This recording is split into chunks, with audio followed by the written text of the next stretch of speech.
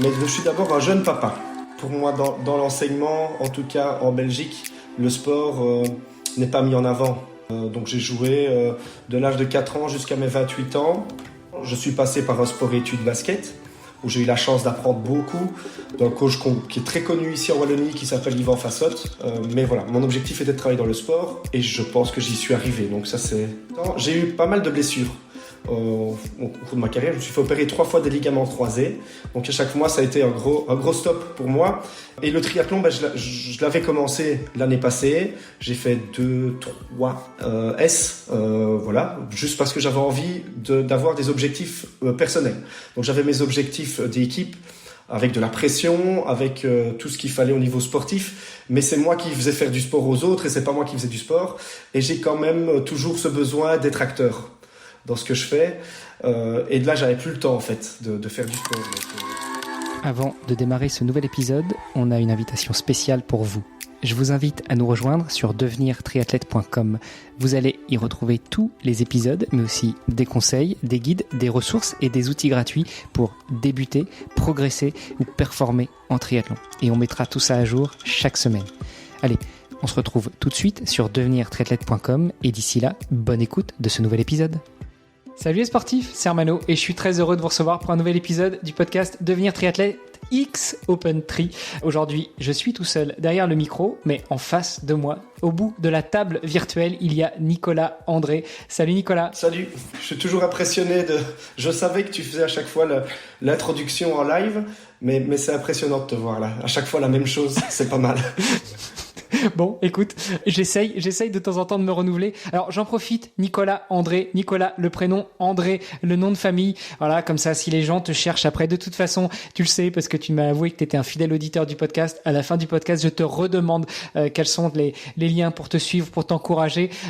Donc, on remettra aussi ça dans les notes de l'épisode. Mais donc, c'est bien Nicolas, le prénom. Et c'est pour ça que je t'ai interpellé par ton prénom. Eh bien, je te propose, comme première question, qui est la même pour tout le monde, en général, de tout nous dire sur toi. Qui est Nicolas André? Alors, bonjour d'abord et merci de me recevoir, c'est sympa. Et qui suis-je? Ça dépend vers où on va, mais je suis d'abord un jeune papa. Voilà, ça fait presque bientôt 2 ans et je me définirais d'abord maintenant, à l'heure actuelle, comme un jeune papa. Et puis professeur d'éducation physique. Voilà, moniteur de sport depuis très longtemps. On aura peut-être le temps d'y revenir par la suite. Et aussi passionné de sport en tout genre et surtout de basketball. Donc je suis coach, j'ai été joueur et actuellement en devenir triathlète, peut-être, comme on a dit. Donc voilà. J'ai commencé le sport très tôt, à 4 ans. C'est mes grands-parents qui m'y ont amené. Au basket, je pense que j'étais un peu hyperactif et qu'il fallait que je me dépense. Et donc, on m'a mis dans une salle de basket et j'y suis resté et j'y suis toujours d'ailleurs. Bon, on va pouvoir revenir sur un petit peu tout ça. Je sens comme une pointe d'accent qui m'est familière après avoir passé 16 ans au Luxembourg. Et on en profite, on revient un peu aux sources de ce podcast parce que je sais pas si tu as entendu les anciens épisodes, mais on a monté ce podcast avec Olivier De Scuter, l'un de tes compatriotes, un Belge. Donc toi, tu es belge, tu viens de Huy, entre Liège et Namur, c'est ça? C'est ça, mais je viens de Liège de base. Voilà. Donc l'accent, j'essaye de faire attention, mais parfois il ressort. C'est naturel. Écoute, on est dans un podcast international et donc tant mieux. Ne te retiens pas, laisse-le sortir. Je me laisse aller, il n'y a pas de souci. Dans les Belges, d'ailleurs, on avait eu la chance dans les premiers épisodes, et il a d'ailleurs préfacé notre livre, de recevoir Frédéric Van Lierde, qui lui est pour le coup pas wallon, mais plutôt flamand, oui. Et qui est un type génial. On a eu la chance de le rencontrer, et franchement, je vous invite toutes et tous à suivre un petit peu son histoire, réécouter les épisodes du podcast Devenir triathlète, évidemment, où on l'a reçu, mais surtout le suivre et aller à sa rencontre, et notamment sur le triathlon qu'il organise à Menen en novembre, je crois, et ça va être un futur très très beau triathlon. Non, c'est pas on n'a pas vraiment le même accent. C'est un peu différent. Non, pas vraiment. Oui. Ouais.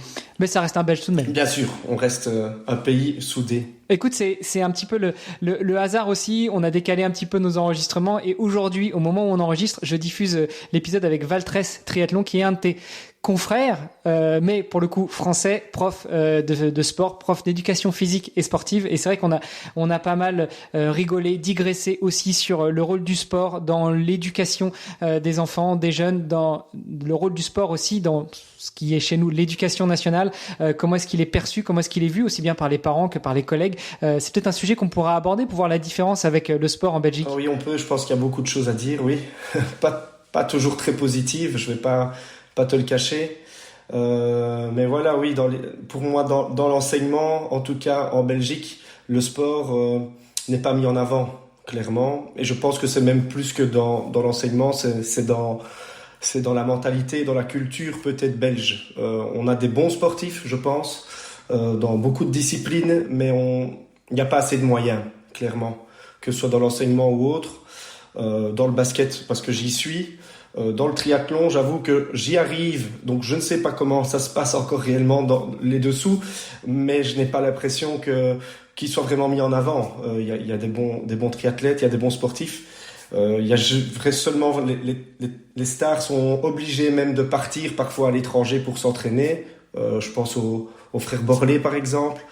Les structures ne sont pas mises en place pour le sport de haut niveau en Belgique, je pense pas. Est-ce qu'il y a une différence, on va préciser, mais entre la Wallonie et la Flandre? Donc la Wallonie, c'est la partie francophone de la Belgique, la Flandre, c'est la partie néerlandophone. Est-ce qu'il y a une différence d'état d'esprit, de perception du sport, d'enseignement du sport, d'intégration du sport de manière générale dans l'éducation, dans l'enseignement des plus jeunes? Alors, au niveau de l'enseignement proprement dit, je ne sais pas, parce qu'on a tout est divisé, donc on fait partie du même pays, mais c'est coupé en deux. Donc l'enseignement est également coupé en deux. Donc on n'a pas les mêmes règles, donc je sais pas quelles sont les obligations. Je mets des gros guillemets parce que bon, ça reste du sport et l'objectif c'est qu'ils bougent et qu'ils soient en pleine santé, les enfants. Donc je ne connais pas les obligations du côté flamand.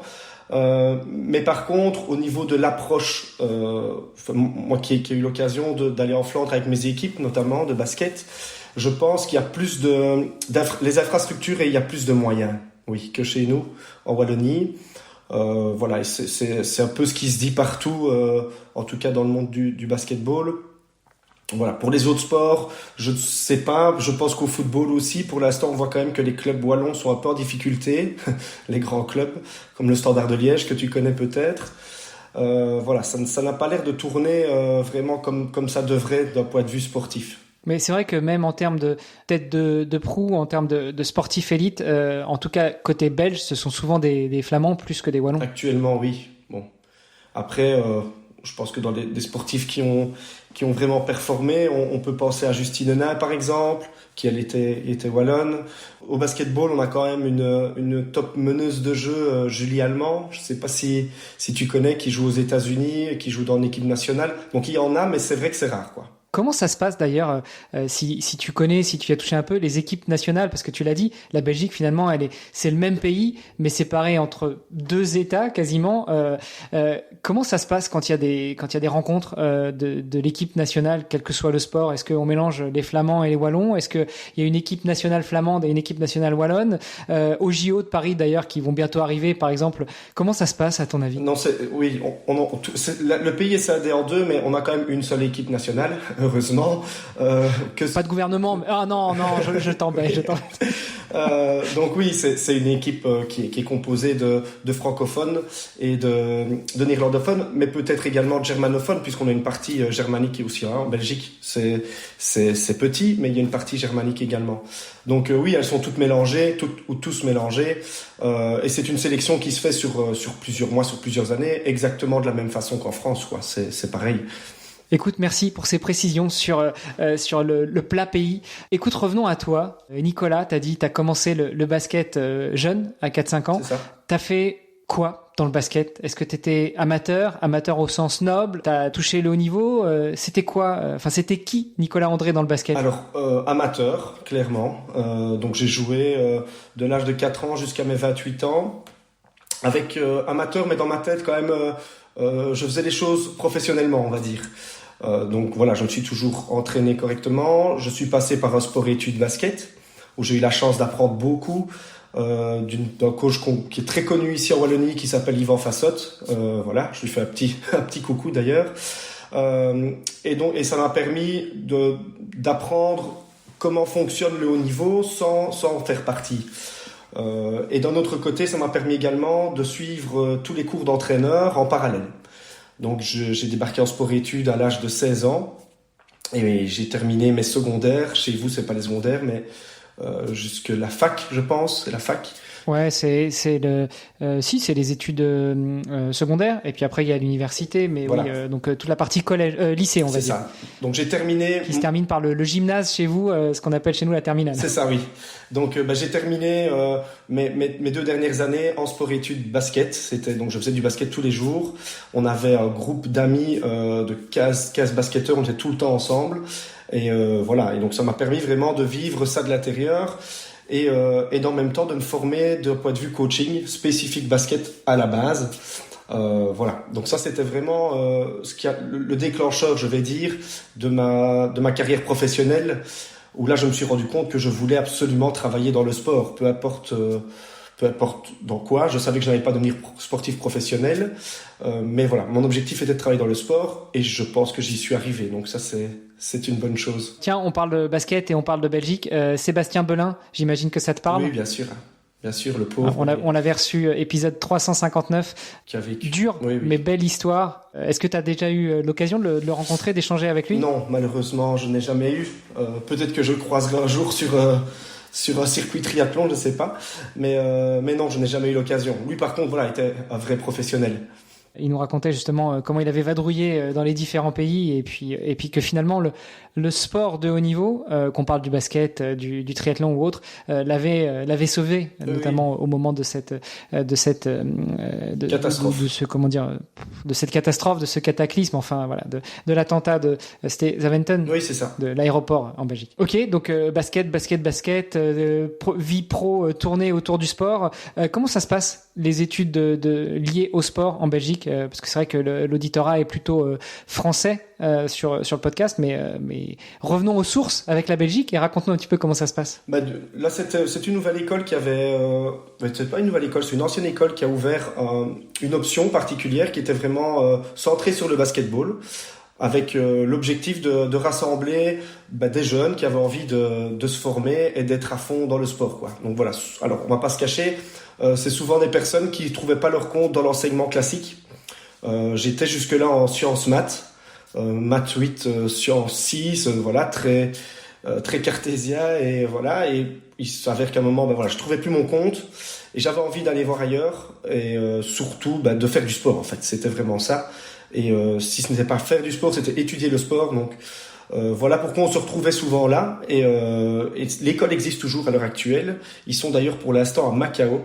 L'équipe est à Macao pour un tournoi international, donc ça a bien évolué depuis, et voilà comment ça se passe, et on vit ensemble en fait. Donc il y a des personnes qui sont à l'internat, moi je n'y étais pas parce que l'école était proche de chez moi, donc je savais faire les allers-retours comme une école classique, mais le sport est intégré dans les cours, donc tous les jours on a 2 ou 3 heures de sport, c'est comme ça que ça se passe. Moi, je milite pour que ce soit comme ça tout le temps, de l'entrée à la maternelle, donc la première année d'école pour les plus jeunes à 3-4 ans, jusqu'à la fin, quoi. Je veux dire, t'es pas obligé de faire une fac de sport pour pratiquer le sport, parce que le sport a d'autres vertus que uniquement oui. Pratiquer une activité sportive. On peut peut-être justement enclencher là-dessus. Bien sûr. Pourquoi tu voulais travailler dans le sport ? Est-ce que c'était uniquement l'activité physique en elle-même, ou c'était tous les à côté, qu'ils soient positifs ou négatifs, qu'il pourrait y avoir ? Oui, il y a eu dans le sport quand même très peu d'aspects négatifs, en tout cas jeune. Après, quand on monte un peu dans la performance, etc., il y a de la pression qui arrive et des choses comme ça. Ça m'est arrivé un peu dans le coaching, on pourra peut-être en parler plus tard, mais du moment où on fait du sport pour prendre du plaisir, s'amuser, on est avec des amis, donc le côté social pour moi est très très important, et je le ressens avec mes élèves notamment. Je suis enseignant en primaire, il y a une différence de sociabilité avec les élèves qui font du sport à l'extérieur de l'école et ceux qui n'en font pas. Ça se ressent, comme dans tout le reste, dans la façon de s'immiscer dans la vie de tous les jours. Je pense que c'est une énorme porte ouverte pour pouvoir découvrir le monde, le sport. Voilà. On peut aller sur une piste d'athlétisme ou sur un terrain de foot. S'il y a quelqu'un qui est tout seul, on va aller le trouver, on va s'entraîner ensemble, quoi.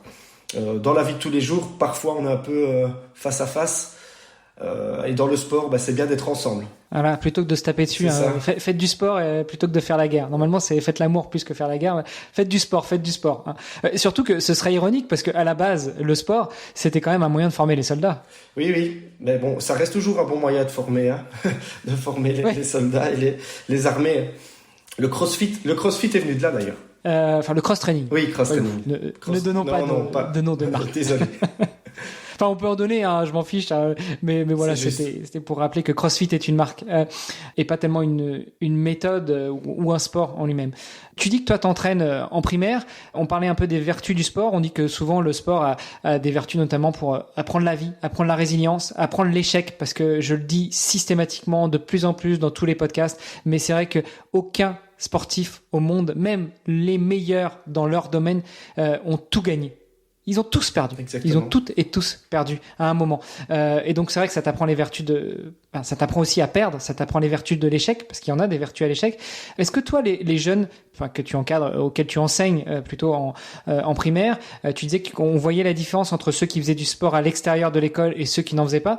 Est-ce que dans ceux qui en font à l'extérieur, tu sens aussi que même au plus jeune âge, il y a déjà une formation, il y a déjà une orientation vers cette résilience, vers le fait de pas lâcher, que ce soit dans les cours de sport ou ailleurs. J'imagine que quand vous faites des rencontres entre profs, quand vous faites les conseils de classe, quand vous revoyez un petit peu à la fin des trimestres, des semestres, à la fin de l'année, quand vous passez en revue chacun des élèves, il y a quand même des choses qui doivent ressortir, non? Oui, ça ressort. Mais on y est pour l'instant. En plus, on est en fin d'année. Et c'est le CEB. En plus. Chez nous, c'est le CEB. Donc, le CEB, c'est certificat d'études de base. C'est un examen qui permet de passer en secondaire. Donc sans ce diplôme... c'est l'équivalent du brevet des collèges en France. Voilà, c'est ça. Donc sans ce diplôme-là, on ne peut pas accéder en secondaire. Et c'est le premier diplôme que l'élève reçoit et qui lui permet de rentrer dans la vie, dans sa future vie. Donc c'est toujours une étape pour ces enfants-là. Et je fais un parallèle tout de suite avec ça parce que les sportifs qui ont l'habitude d'être face à peut-être de la compétition, de l'adversité dans le sport, quand ils arrivent le jour du CEB, ils sont peut-être plus détendus parce qu'ils connaissent cette source de stress qui n'est pas la même, mais ils savent à quoi s'attendre et ils savent qu'ils vont rentrer un peu dans une petite compétition, d'une semaine. Et leur objectif, c'est de réussir la compétition de la semaine. Et on sait que tout ne va pas tout rouler, on va pas tout réussir, on va pas tout gagner. Et oui, ça se ressent beaucoup. Nous, la ville où j'enseigne, il y a beaucoup de football parce qu'on est proche du Standard de Liège. C'est quand même le sport populaire comme en France et beaucoup près de chez nous avec Standard. Il y a un Serein qui est une belle équipe. Donc on a beaucoup de petits footballeurs et voilà, ils sont très vite dans la compétition. Mais ça, il faut apprendre à perdre, comme tu dis.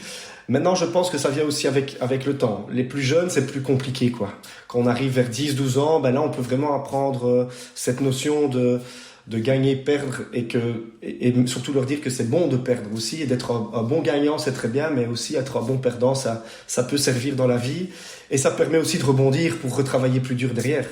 Et ça, c'est une valeur qu'on essaye de leur inculquer, nous, au cours d'éducation physique, Tiens, d'ailleurs, on parle de foot. Bon, j'aime souvent à dire que j'aime pas le foot. Ce que j'aime pas, c'est un petit peu l'état d'esprit de certains footballeurs ou cet état d'esprit un peu néfaste parfois, ou même des choses qui leur sont enseignées. Je le vois, mon fils qui a 14 ans est footballeur aussi. Et tu vas voir les matchs et tu les vois, les mecs, ils tombent, ils sautent, ils font croire que l'autre t'a poussé. Enfin voilà, ça me fait penser au match Italie-Croatie d'hier. Et pourtant, j'ai beau être franco-italien, je regardais les Italiens jouer et je me disais non mais c'est pas possible, c'est pas une piscine c'est un terrain de foot. Bon bref, soit.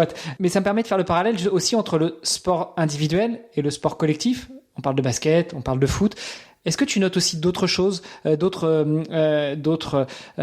avantages, d'autres points forts de pratiquer un sport collectif? Est-ce que ça joue dans l'intégration? Est-ce que ça joue dans la compréhension? Est-ce que ça joue dans l'échange, dans la sociabilisation dont tu as parlé tout à l'heure? Et peut-être aussi, justement, dans cette approche des examens, est-ce que ça permet aussi d'avoir une échappatoire ou de savoir mieux arriver, préparer et de se dire voilà. Et comme tu l'as dit, c'est un examen comme un autre, esprit de compétition, gagner, perdre, rebondir, etc. Mais est-ce que tu notes des différences entre du sport co et du sport individuel? Et toi, en étant prof de sport, en plus, tu dois le voir dans tes cours que tu donnes. Oui, surtout d'un point de vue social, je dirais, où comme on ne sait pas faire du foot tout seul, c'est compliqué. On ne sait pas jouer au basket tout seul, si ça peut fonctionner pour du spécifique, mais sur le long terme, ça ne fonctionnera pas. Et donc, d'un point de vue vraiment social et le fait d'accepter tout le monde, je pense que c'est vraiment des bonnes valeurs de faire du sport d'équipe. Mais à côté de ça, je pense que le sport individuel peut être très bien aussi d'un point de vue abnégation, où à un moment on est seul face à soi-même, et si c'est moi qui me plante, je me plante tout seul, quoi.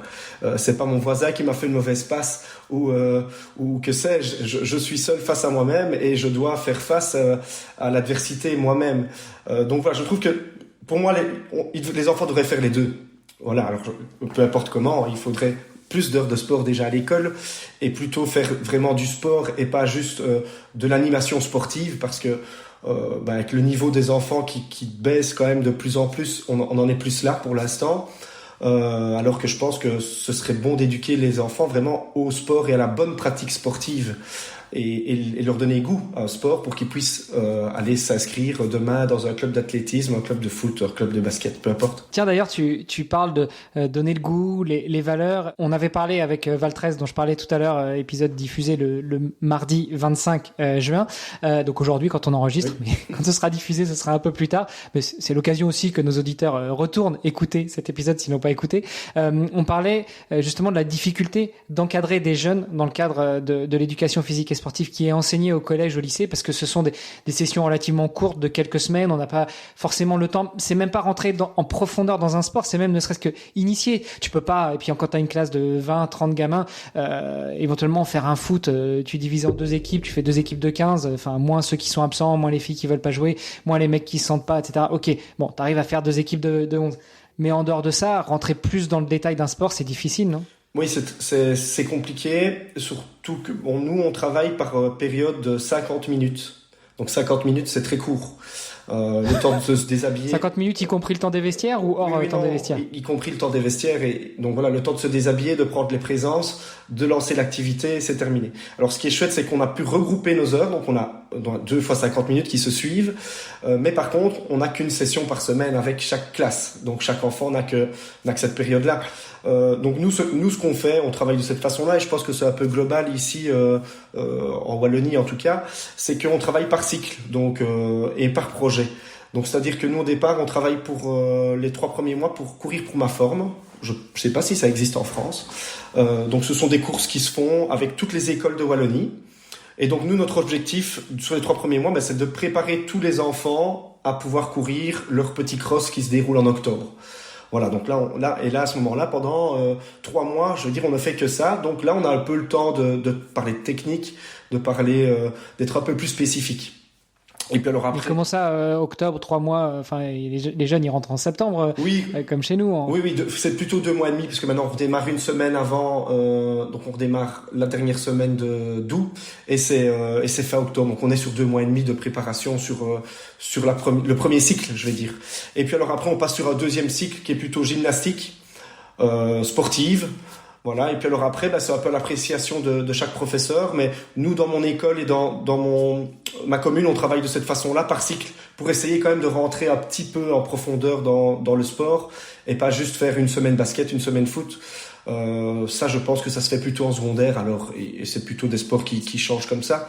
Nous, vraiment, notre objectif, c'est quand même de les former un minimum, leur donner goût au sport, et puis essayer qu'ils aient une bonne santé, voilà. C'est vraiment l'objectif, quoi. Oui, on n'est pas sur leur faire pratiquer du sport, on est plus sur les faire bouger et leur permettre d'être plus ou moins en bonne santé, parce qu'on va pas se leurrer. 2 heures de sport par semaine, enfin 1h40 de sport par semaine, 1h30 si on compte le temps dans les vestiaires, le temps d'aller boire un verre, machin, d'aller prendre la gourde. Au collège, ils boivent pas encore un verre. Non. Et puis très certainement que les gamins, ils sont déposés par le bus ou par la voiture, ils repartent en trottinette, en voiture ou en bus. Donc finalement, oui, nos gamins ne bougent plus, en tout cas pas comme c'était à mon époque, moi qui ai presque 45 ans, et ça va effectivement pas de mieux en mieux. Tu disais tout à l'heure justement que le niveau baisse, le niveau sportif, le niveau de pratique d'activité physique, le niveau de capacité à se mouvoir de manière générale. Je dirais plutôt que la sédentarité augmente, on va dire ça. Et pour revenir sur ce qu'on a dit, il y a un gros problème de nutrition, je pense aussi. Voilà, et ça c'est l'éducation. que ce soit à la maison, mais aussi l'éducation à l'école. Il y a des enfants qui mangent des chips, par exemple. Hein. Ils sortent du cours d'éducation physique, ils prennent un chips et un coca. Bon, voilà. Donc du coup, ce qu'on vient de faire pendant 2 heures, on a perdu tout le bénéfice, ou presque, de ce qu'on vient d'inculquer, le fait de boire de l'eau et de faire l'activité sportive. Mais oui, je travaille depuis 2009 dans l'enseignement. Alors est-ce que c'est parce que je deviens vieux et que je deviens un vieux chiant, mais j'ai vraiment l'impression que le niveau en effet diminue chaque année, et que surtout là il y a une fracture. Enfin, pour l'instant je pense que on le remarque, il y a une fracture sociale, mais il y a une fracture sportive qui se met en place, et ça en fait partie. Et on voit vraiment 2 types de populations, avec des enfants qui sont surexposés, surmotivés, qui font 2 sports, qui font du théâtre, qui font en plus qui vont voir le logopède et qui apprennent l'anglais le samedi, et d'autres qui sont... Et plus la musique, et voilà, etc. c'est ça, et qui n'en peuvent plus, qui sont au bord du burn-out, et d'autres qui jouent, pour être un peu caricatural, qui jouent à la PlayStation toute la journée, ou qui sont livrés à eux-mêmes devant les écrans. Voilà, il y a vraiment deux populations différentes. C'est vraiment comme ça qu'on ressent les choses, oui.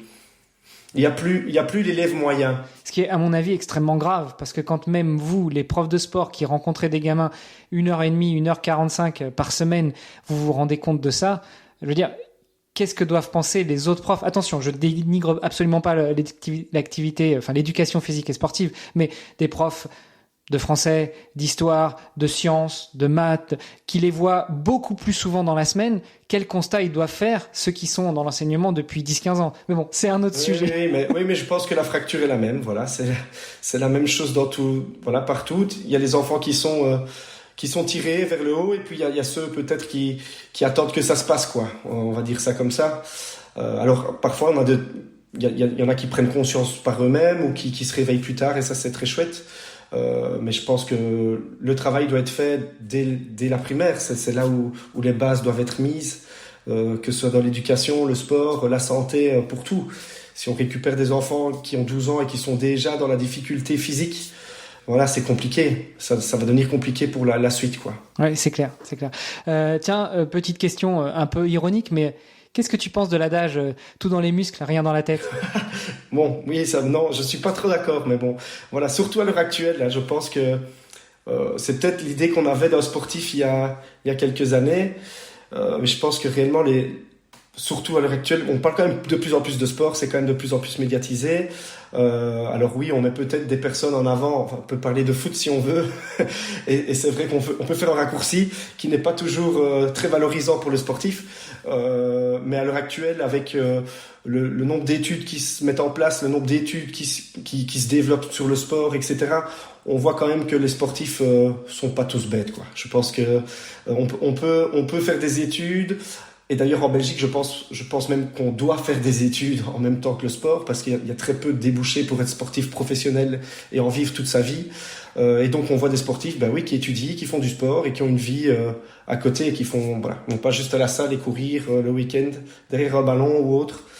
Et je pense que, voilà, le fait d'avoir les médias derrière qui boostent ces sportifs-là et qui les mettent en avant, c'est ça qui peut permettre aussi de faire partir les stéréotypes, quoi. Ouais. Et moi, peut-être pour contrer ce stéréotype-là, j'aime bien dire aussi que le talent, c'est bien, mais le talent sans travail n'est rien. Et qu'on parle de travail mental, qu'on parle de travail scolaire, mais aussi et surtout pour les sportifs, de travail de répétition du geste, de stratégie, d'analyse, de tout ce genre de choses. En fait, ce qu'on voit, c'est souvent la partie visible de l'iceberg. On se dit, ouais, un sportif de haut niveau, il passe sa vie à faire son sport, il est en vacances, il attend les pieds au bord de la piscine, que les billets tombent. Non, c'est 90% d'entraînement et puis 10% de récupération. Oui, ça c'est clair. Mais je pense que pour l'instant, on le voit vraiment. Il y a quand même beaucoup de documentaires, etc., qui sortent. Pour l'instant, je ne peux pas dire les noms, mais sur des grandes enseignes médiatiques où on peut les voir. Tu peux dire les noms, t'inquiète. Je pense par exemple à Netflix, par exemple, qui sort des documentaires qui sont quand même vraiment bien faits, qui donnent envie d'être regardés, même pour quelqu'un qui n'est pas sportif. Et là, on peut voir un peu tout le travail qui qui est mis en place derrière, que ce soit par les sportifs, mais aussi tout le staff qui accompagne les sportifs, parce que un sportif tout seul, il y en a peu. Je pense qu'il faut un staff derrière qui permette, comme tu viens de le dire, d'avoir une préparation mentale, une préparation physique, une bonne alimentation et d'être suivi quotidiennement, parce que je pense que être sportif professionnel, c'est quelque chose qui mentalement ne doit pas être facile tous les jours. Il faut être vraiment, je pense, mentalement déjà apte à pouvoir passer le cap. Et puis, sans être suivi, ça peut peut-être faire des dégâts par la suite quand tout se termine. Je suis tout à fait d'accord. Après, la seule chose qui me dérange, tu vois, c'est que tous ces documentaires, même si, et notamment les grandes plateformes, aimeraient les destiner à être des documentaires mainstream, ça reste souvent une action engagée de l'audience qui va regarder ces documentaires. C'est très rare. Moi, je regarde plus la télé depuis des années, mais c'est très rare qu'au journal télévisé, tu vois un reportage sur Jean-Pierre qui passe 90% de son temps à s'entraîner et que le résultat, c'est que il est aux portes d'une équipe nationale, ou même qu'il ira aux Jeux Olympiques de Paris, par exemple. Souvent, ce qu'on te montre, c'est ça fait 10 ans qu'il s'entraîne et puis il va aller aux JO. Ouais. Mais on nous dit pas ce que ça veut dire 10 ans qu'il s'entraîne. On nous dit pas toutes les fois il a échoué. On nous dit pas toutes les galères qu'il a rencontrées. Donc voilà, j'aimerais, c'est un vœu pieux, mais j'aimerais qu'on casse un petit peu tous ces stéréotypes-là en essayant d'évangéliser aussi la masse, pour ainsi dire. C'est ça. Oui, voilà, la masse. Oui, pourtant il y a beaucoup de personnes, et dans mon entourage, j'ai beaucoup d'anciens basketteurs qui sont passés sur du sport individuel. Et quand je vois le nombre d'entraînements qu'on s'afflige, oui, c'est déjà quelque chose d'exceptionnel, je trouve. Voilà, quelqu'un qui va s'entraîner même déjà 5, 6, 10 heures par semaine, pour quelqu'un qui travaille, qui a une vie de famille, c'est déjà quelque chose d'exceptionnel. Et c'est vrai qu'on parle peut-être pas assez de ces sportifs amateurs, parce que ça reste amateur, et qui ne sont pas mis en avant par les grandes plateformes. Mais après, tout est une question d'argent. Salut les sportifs, c'est Charlie d'Opentree et je me permets d'interrompre votre podcast un très très court instant. Si l'épisode que vous êtes en train d'écouter vous plaît, alors on a besoin de vous. Est-ce que vous pourriez prendre 10 petites secondes pour ouvrir votre appli de podcast préféré, y trouver la fiche du podcast Devenir triathlète X Opentree et nous laisser une note, de préférence 5 étoiles, en nous disant ce qui vous plaît le plus dans le podcast. Ça vous prendra seulement quelques secondes, mais ça nous permettra de continuer à améliorer le podcast et à se faire découvrir par d'autres auditeurs triathlètes. Un immense merci à vous qui allez laisser une note et on se retrouve tout de suite pour la suite de votre épisode. On a bien digressé là sur le sport de manière générale, sur l'enseignement et l'éducation nationale et le sport. Revenons un peu à toi. Donc basketteur, tu disais tout à l'heure triathlète peut-être en devenir. Mais comment on passe du basket au triathlon? Bon, disclaimer, j'ai reçu Charlène Clavel sur ce podcast, qui est une ancienne basketteuse, et puis d'autres anciennes handballeuses. Donc voilà, il y a des ponts quand même. Mais pourquoi passer du basket au peut-être triathlon un jour? Le pourquoi, il est assez simple chez moi. Donc, comme j'ai dit, j'ai joué jusqu'à 28 ans. J'ai eu pas mal de blessures. Au cours de ma carrière, je me suis fait opérer 3 fois des ligaments croisés. Donc à chaque mois, ça a été un gros stop pour moi. Et j'avais donc, ligament croisé à droite, ligament croisé à gauche, et le troisième, c'est quel ligament croisé? Oui, c'est 2 fois à droite, 1 fois à gauche, et une petite 4e fois un petit ménisque en passant.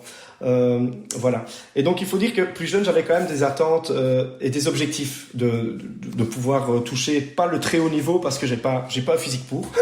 Voilà. Maintenant, ça ne veut pas dire grand chose, mais le travail paye toujours. Mais les blessures m'ont à chaque fois un peu stoppé dans mon avancée, et au fur et à mesure de ma carrière, je mets des guillemets, de sportif basketteur, je me suis vraiment dirigé vers le coaching sportif. Et donc, à 28 ans, j'ai décidé de mettre ma carrière de joueur sur le côté pour pouvoir entraîner. Et là, par contre, j'ai pu réussir à atteindre mes objectifs que je m'étais fixés comme joueur, mais je les ai atteints comme entraîneur. Donc, j'ai coaché vraiment en senior de 28 ans cette année, jusqu'au mois de novembre, où j'ai démissionné. Je pourrais peut-être en revenir plus tard.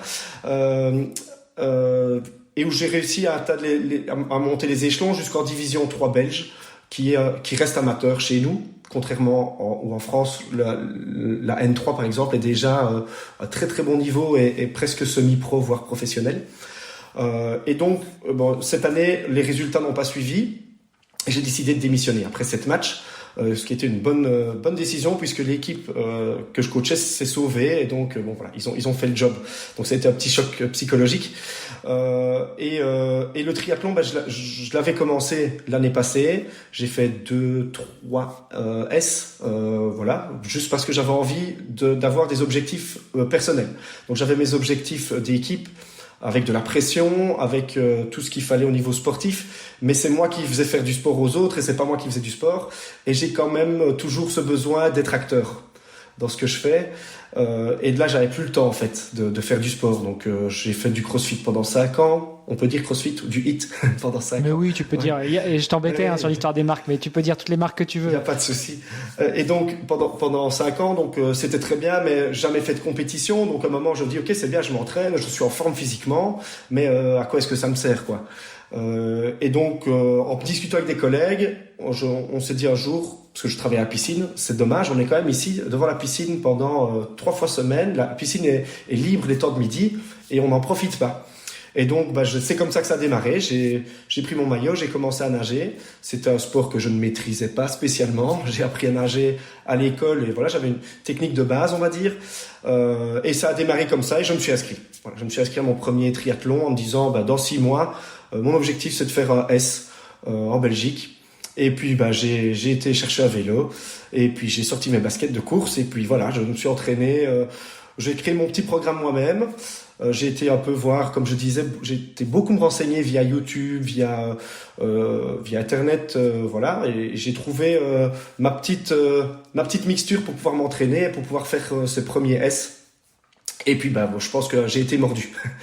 Et donc à la fin de la première saison, je me suis inscrit pour des distances olympiques que je fais cette année, avec comme objectif personnel, ce serait de pouvoir faire un 70.3 l'année prochaine. Donc wow. C'est vraiment l'objectif des objectifs personnels quoi. Voilà, c'est simplement ça.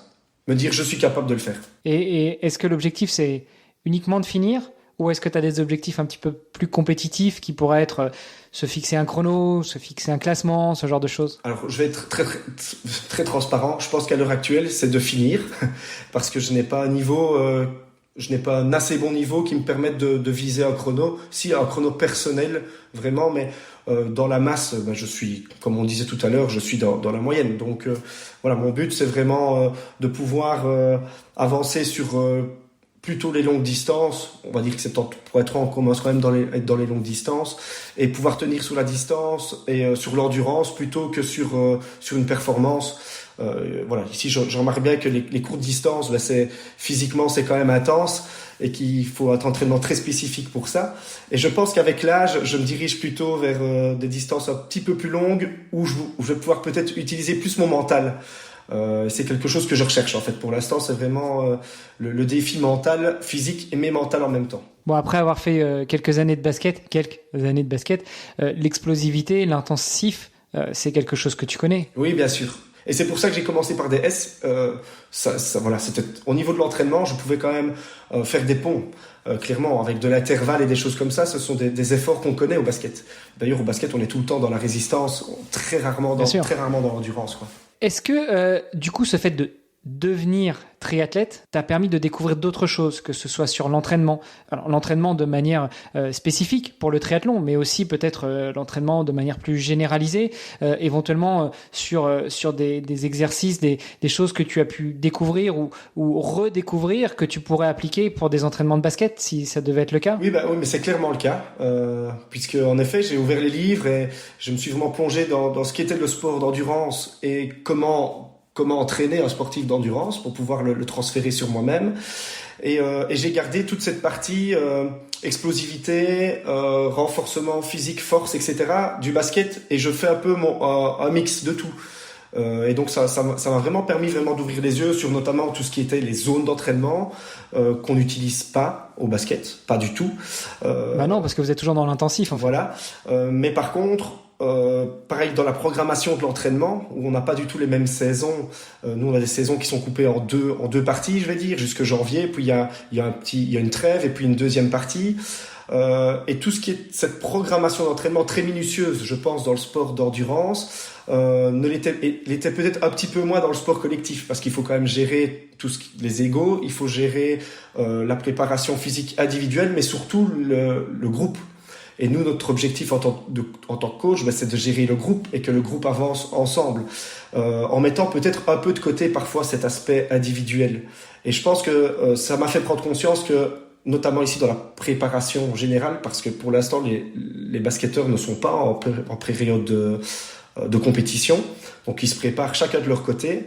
Ça m'a permis notamment de créer des programmes individualisés pour chaque joueur. Voilà, et ça c'est un plus, parce qu'en effet le grand garçon ou le grand joueur de 2,5 m qui pèse 105 kg n'a pas la même motricité, n'a pas les mêmes zones cardiaques que mon gars d'1,90 m ou 1,80 m, 90, qui est beaucoup plus explosif et qui joue à un autre poste. Voilà. Et donc ça m'a permis vraiment d'ouvrir les yeux par rapport à ça et de pouvoir individualiser beaucoup plus l'entraînement. Ouais, et puis il y a une chose toute bête aussi, mais à laquelle on pense pas forcément, mais la différence entre ce sport individuel qu'est le basket et le triathlon, c'est aussi les conditions climatiques dans lesquelles tu t'entraînes. En basket, finalement, qu'il pleuve, qu'il neige, qu'il vente, t'es dans une salle, sur un parquet, climatisé ou chauffé. En gros, toute l'année, t'as les mêmes conditions d'entraînement. Quand tu fais du triathlon, c'est pas la même.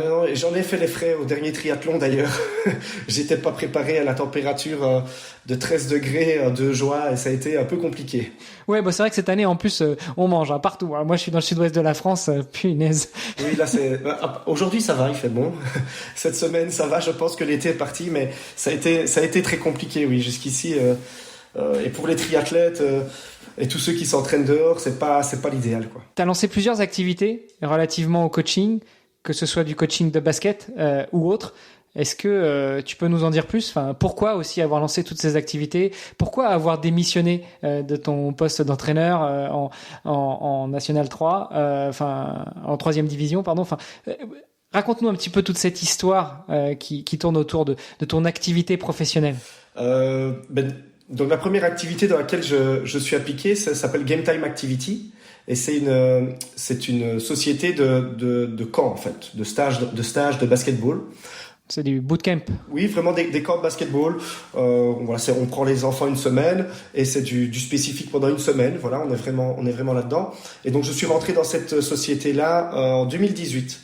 Elle existe depuis 2014. Et moi, j'y travaillais comme entraîneur. Et au fur et à mesure du temps, ce sont des amis qui étaient à la tête de la société. Ils m'ont proposé de rentrer dans le staff. J'ai accepté parce que c'est vraiment parce que c'est ma vie, voilà, le sport, et que l'enseignement c'est une chose, j'adore, et que j'avais envie de plus, voilà, comme j'ai toujours envie de plus, de mettre des choses en place. Ouais, mais ça c'est normal, c'est parce que on en parlait aussi avec Valtress, les profs de sport, vous avez tout votre temps, enfin vous êtes prof, donc vous bossez jamais. On fait rien. C'est ironique. Encore une fois, c'est ironique. Je ne suis pas un vieux con, c'est ironique. J'ai bien compris, mais c'est l'idée qu'on se fait du professeur d'éducation physique. Mais bon, voilà, c'est comme ça et on l'assume. Je pense qu'on en joue aussi, ça fait partie du jeu. Et donc voilà, pour revenir sur Game Time Activity, vraiment la chose qui est le plus incroyable, c'est qu'en fait, on met en place des stages de basketball aux États-Unis. Et là, on part 2 fois par an avec un groupe de 80 à 100 ados, parce que c'est de 12 à 21 ans. Et alors, on part soit à Orlando, soit à Los Angeles. Et là, on va vraiment à la découverte je veux dire des États-Unis, mais surtout du basketball, parce que le basket c'est les États-Unis et ça vend du rêve. Faut que je te mette en relation avec Melissa Micaletto, qui est ancienne basketteuse pro française et qui elle aussi organise maintenant des camps, des stages d'entraînement. Ils sont partis pour la première fois cette année avec beaucoup moins que vous, je crois 5-6 jeunes aux États-Unis pour leur faire découvrir ça. Faut que je te mette en relation avec elle si tu veux. Je pense qu'il y a pas mal de ponts à créer et puis voilà, ce sera l'occasion de faire des rencontres internationales, même si la Belgique c'est presque la France ou la France c'est presque la Belgique, ça reste 2 pays étrangers. Oui, c'est sûr, mais on est toujours ouvert à découvrir de nouvelles personnes, mais je pense que ça se fait beaucoup en France. Il y a beaucoup de camps comme ça qui se mettent en place, et comme je dis, les moyens et les infrastructures le permettent un peu plus que chez nous.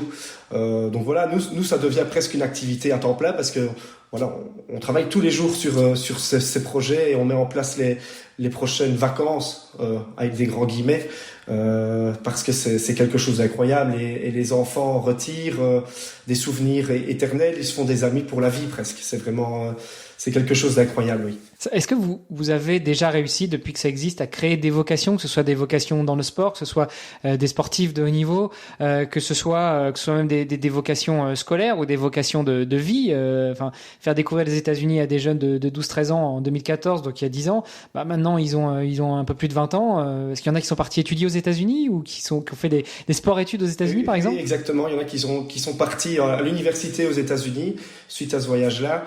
Il y en a d'autres qui maintenant viennent chez nous comme moniteurs, donc qui ont participé en tant que stagiaires et qui maintenant arrivent comme coach et comme moniteur. Donc oui, il y en a certainement beaucoup. Maintenant, je ne saurais pas tous les citer parce qu'on a vraiment beaucoup de monde qui passe. Mais en tout cas, tous ceux qui reviennent vers nous par la suite, c'est toujours un plaisir de les recevoir et d'essayer de les intégrer dans nos projets parce que c'est souvent des passionnés. Voilà, comme dans tout, dans le sport, je pense qu'il faut être passionné pour être sportif. Et peu importe le sport qu'on fait, quoi. Et donc c'est toujours un plaisir d'avoir ces anciens joueurs et ces anciens jeunes qui reviennent vers nous en nous disant merci ou nous envoyant une photo en étant aux États-Unis. Voilà, ça c'est toujours exceptionnel. Et pour l'instant, on a un jeune qu'on a eu peu, mais qu'on a eu qui va participer à la draft NBA, AJ Mitchell, qui va participer bientôt à cette draft. J'espère pour lui qu'il sera sélectionné. Waouh. Nickel. Écoute, on suivra ça. Donc ça, c'était ta première activité, Game Time Activity. Et puis, parce que tu t'arrêtes pas là, t'es un peu hyperactif. Oui, voilà. Et puis, comme on va revenir sur mon épisode de démission de cette année. Donc, j'étais à la tête de l'équipe et malheureusement, les résultats n'ont pas suivi. Et comme dans le sport, enfin pas comme dans le sport, mais à la tête de quelle équipe de basketball en division 3. Et après 7 matchs, malheureusement, on n'avait pas une seule victoire. Et donc, j'ai pris la décision de stopper, quoi. Voilà, de démissionner pour donner un coup de boost à l'équipe et qu'ils puissent rebondir. Bon, et ça s'est bien déroulé pour eux. Ils ont réussi à se maintenir. Et donc, j'avais un projet quand même depuis plusieurs années qui était plutôt un projet sport-santé. Et comme on disait tout à l'heure, en voyant la sédentarité qui augmente, cet objectif de pouvoir sortir les gens de cette sédentarité en les aidant. Parce que je pense que on voit tellement de choses sur les réseaux sociaux, on peut penser que demain on est sportif, quoi. On va voir tout ce qui se passe, on fait les exercices, mais au final c'est qu'une petite bride de ce qu'on doit faire. Et les gens ont besoin d'être accompagnés dans leur éducation sportive, qu'ils soient jeunes, moins jeunes. Et donc j'avais cette envie de créer une plateforme sportive. Et donc j'ai pu la développer parce que j'ai eu du temps, plus de coaching au basket. Et donc pendant 6 mois, j'ai développé ça avec une collègue et on a lancé l'activité en janvier. On a commencé en janvier et officiellement ici il y a 2 mois. Et donc là on accompagne. Pour l'instant on a 7-8 sportifs, athlètes, on peut les appeler comme ça, et on accompagne nos sportifs vers leurs objectifs qui sont qui peuvent être tout simplement une reprise sportive. Et j'ai notamment un garçon qui se lance dans le triathlon, donc j'essaye de l'accompagner pour qu'il puisse effectuer son premier triathlon bientôt d'ailleurs. Bon, attention, parce que les jeunes, ils progressent autrement plus vite que nous. Donc pour l'instant, tu l'accompagnes, mais ça se trouve, c'est un de ces 4, c'est lui qui te tiendra le déambulateur. Ah ouais, ce sera avec plaisir. Du coup, tes objectifs en termes de triathlon, t'as dit que tu te prépares pour des 70.3, donc des Half Ironman. Est-ce que t'as d'autres objectifs en tête? Enfin, qu'est-ce qui te fait vibrer dans le triathlon? C'est vraiment le dépassement de soi à chaque fois. Et je pense que ça a été dit et redit, mais j'y trouve vraiment, c'est vraiment l'entraînement qui me plaît. Et le fait de planifier mon entraînement, de savoir ce que je dois faire, quand, etc. Et de voir que le corps, en fait, c'est une machine. Et si on respecte ce qu'on doit faire à tel moment, on arrive au pic de forme. On essaye en tout cas d'arriver au pic de forme pour la compétition, puis après on doit être en récupération, etc. Et c'est vraiment quelque chose que je trouve fabuleux. Je pense que parfois on sous-estime le corps humain, et quand on voit ce qu'on est capable de faire, alors ici je suis sur courte distance, j'espère pour passer sur longue et pousser encore cette machine un peu plus loin. Et c'est surtout ça qui me fascine. C'est vraiment l'aspect physiologique et voir un peu comment le corps réagit, les transformations physiques et les transformations mentales, parce que je pense que depuis que je fais du triathlon et une pratique sportive quotidienne, au niveau mental, la vie est beaucoup plus facile aussi. On relativise parfois certaines choses parce qu'on est tout le temps dans l'adversité, en train d'essayer de se dépasser. Et c'est ça qui me plaît en fait. Je pense que ce sont de bonnes excuses. Oui, mais c'est ça que j'essaye d'enseigner aussi à mes athlètes et surtout à mes élèves, parce que je pense que ça doit s'acquérir très jeune. Quel pont tu peux faire entre tes 2, voire tes 3 activités, prof de sport, Game Time Activity, donc là vous organisez des camps d'entraînement pour des jeunes basketteurs, avec ton autre activité Be Your Sport, où justement ton objectif c'est de mettre ou de remettre des gens au sport, en tout cas de les faire se bouger, un peu ce qu'on appelle l'activité physique adaptée, activité physique pour tous en France. Et puis ta pratique du triathlon, voire ta pratique, tes anciennes activités d'entraîneur de l'équipe de 3e division. Quel pont tu fais avec le nouveau Nicolas André, le triathlète? J'aborde un peu ça comme de l'entrepreneuriat en fait. Donc dans ma vie, c'est vraiment ça. En tout cas pour l'instant, c'était pas le cas plus jeune. Et là, ça fait maintenant, je vais dire, petite dizaine d'années depuis que je suis rentré justement chez Game Time Activity, où je vois les choses comme un projet. Et il faut arriver au bout de ce projet et mettre les choses en place pour y arriver, comme l'ouverture d'une société, ce que je viens de faire. Et donc ça permet de se mettre des sous-objectifs, et puis des objectifs qu'on arrive à pallier. On en veut toujours plus naturellement. Et c'est vraiment ça, de pouvoir entreprendre et ne pas se donner de limites, parce que je pense que quand on est jeune, et moi c'était le cas, je me mettais un peu des limites. J'étais professeur d'éducation physique, cadenassé dans mon travail que j'adore, mais j'avais du mal à me projeter en me disant non, je peux pas être entrepreneur. J'ai pas fait une autre école de commerce, je sais pas comment ça fonctionne. Et au final, il y a pas de porte. Les portes sont ouvertes, il suffit de les ouvrir et de passer derrière et d'aller se renseigner. Et voilà, et c'est comme ça que j'ai commencé le triathlon, en lisant et en allant voir sur YouTube. Et c'est comme ça que j'ai lancé mon activité également, en allant trouver un comptable et demandant comment ça fonctionnait d'ouvrir une société. Et c'est vraiment ça. Je fais vraiment maintenant ma vie, c'est vraiment entreprendre et pouvoir ne pas me fermer de porte. Voilà. Si demain j'ai envie d'essayer quelque chose d'autre, je pense que je le ferai sans me mettre de barrière, quoi. Finalement, c'est un esprit très sportif. Je prends l'exemple du triathlon. Il y a une course à l'échalote énorme en ce moment sur le matériel, sur les techniques d'entraînement, sur la nutrition, sur l'alimentation de manière générale, et notamment l'alimentation spécifique pendant l'effort, que ce soit à l'entraînement ou en compétition. Finalement, les triathlètes, qui ont toujours été assez innovateurs, finalement, s'interdisent rien. Ils essayent des nouveaux vélos, ils essayent du nouveau matériel, ils essayent de faire monter le nombre de grammes de glucides par heure dans leur nutrition. Enfin, voilà, c'est très sportif. Et je connais pas beaucoup de sportifs qui justement se contentent de leur précaré, de rester dans leur zone de confort, et qui au contraire, comme on dit en anglais, think out of the box. C'est ça. Oui, mais c'est clairement ça. Mais je pense que c'est quand même beaucoup plus développé chez les sportifs qui font du sport individuel. J'ai l'impression en tout cas. Le sportif qui fait du sport d'équipe, il recherche la performance et tout ce qu'on a discuté, mais également, je vais parler du niveau amateur, l'aspect social. Et en amateur, il y a aussi surtout tout ce qui va avec les troisièmes mi-temps, etc. Je pense que ça... Non, on a dit qu'on ne foutait pas en l'air l'heure ou les 2 heures d'entraînement avec des chips ou autre. Voilà, mais je pense que ça fait partie de la vie, et c'est très bien, voilà. Ça fait partie de la vie sociale. Mais je pense que c'est beaucoup plus présent, en effet, dans les sports collectifs. Ça doit exister aussi également dans les sports individuels, mais bon, quand j'ai fini mon entraînement, je suis tout seul, je ne vais pas fêter mon entraînement tout seul, donc voilà. Mais est-ce que ça, ce serait pas aussi dû au fait que tu es tout seul? Si tu avais rejoint un club, ce serait peut-être différent? Oui, mais je ne sais pas répondre parce que je ne l'ai pas fait. Donc je ne sais pas y répondre, et je ne l'ai pas fait parce que j'ai malheureusement pas le temps pour mettre dans un club. Donc j'ai pris des informations à gauche, à droite, et j'essaye de m'entraîner actuellement tout seul. Mais je pense que je vais devoir, à un moment ou l'autre, passer par un club, ne fût-ce qu'un club de natation pour améliorer ma technique. ou alors un petit club de cyclisme histoire de rouler, ne pas rouler tout le temps tout seul parce que c'est pas toujours amusant, et ça fera partie du processus, je pense, oui. Bon, si tu veux, j'ai quelques copains gros rouleurs qui sont au Luxembourg, mais tu vois, ça peut te faire une petite trotte entre Liège et Luxembourg. Il y a quoi, 150 bornes? Oh, oui, il y a au moins 150, oui. Bon, tu fais 150 à l'aller un jour, et tu dors chez les potes, et puis tu reviens le lendemain. Oui, ça on peut faire. Par contre, l'aller-retour, c'est pas pour tout de suite. Quand tu prépareras l'Ironman, tu verras. Oui.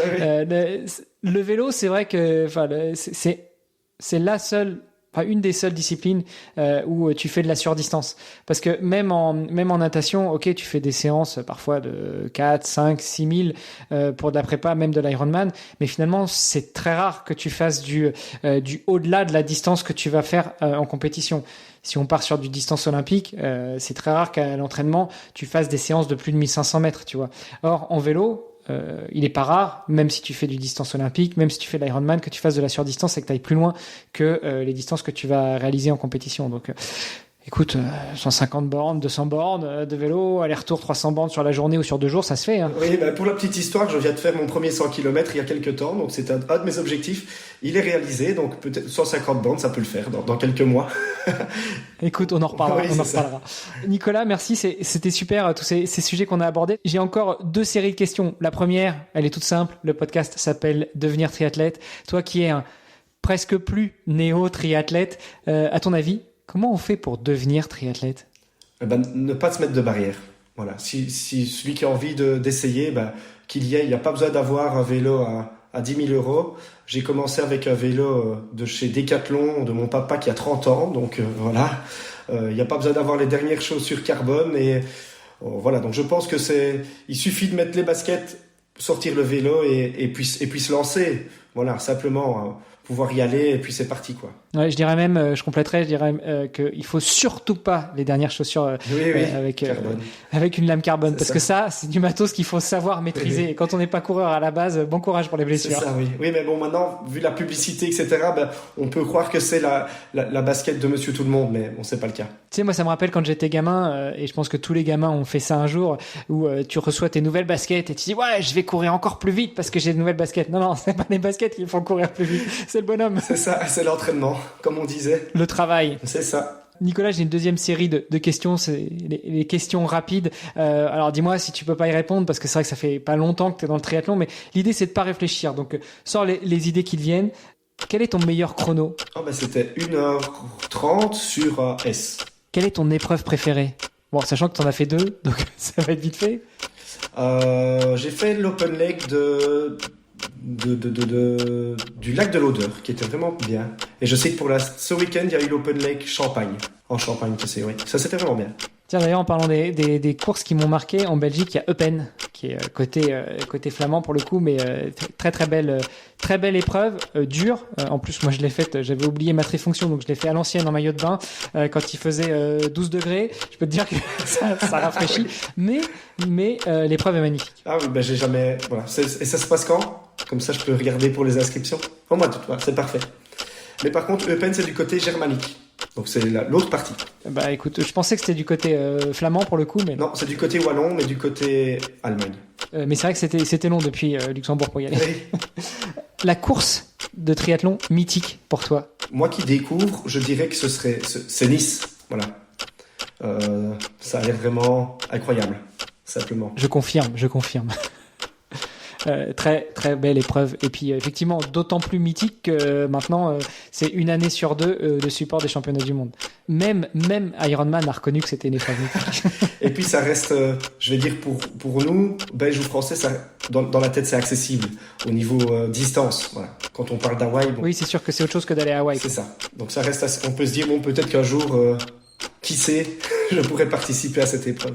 Tu sais, pour l'Ironman de Nice, pas celui support des championnats du monde, mais l'Ironman de Nice qui a lieu au mois de juin, t'as pas de qualification. Donc en fait, effectivement, l'idée c'est d'y aller et puis d'arriver au bout. Mais t'as pas d'autres difficultés pour l'atteindre, contrairement aux championnats du monde et en particulier Hawaï ou Nice une année sur 2. Pour les hommes et pour les femmes, là où il faut se qualifier, il faut faire partie des meilleurs de sa catégorie d'âge. Là, c'est open, tu vas quand tu veux, quoi. Yes, mais peut-être qu'un jour je m'inscrirai. Et puis, est-ce que tu connais du monde, est-ce qu'il y a des personnalités qui t'ont marqué dans le triathlon? Alors, personnellement, pas de personnalité, mais par contre, des personnes que je côtoie et qui font du triathlon depuis plusieurs années. C'est un peu eux qui m'ont motivé, quoi. Je vais un peu voir ce qu'ils font via Strava, etc. Ils sont pas pros, pas du tout, mais ils font des semi-Ironman, ils font des Ironman, et ça me permet de moi aller me booster un petit peu et voir un peu comment ils s'entraînent. Et voilà. Au niveau personnalité, pas encore. Peut-être en France, j'ai regardé les derniers championnats, j'ai oublié le nom, mais avec Cassandre Beaugrand au niveau féminine, qui m'a impressionné sur sa dernière course. C'était quand même incroyable. Mais voilà, sans plus pour l'instant. Parce que justement, la dernière question, c'était quelle est la personnalité pour toi qui incarne le triathlon? Et t'es pas obligé, justement, de dire des personnalités très connues. Tu peux nous donner les noms de celles et ceux qui t'inspirent à ton échelle. Eh ben alors, je dirais Damien et Arnaud. Ils se reconnaîtront.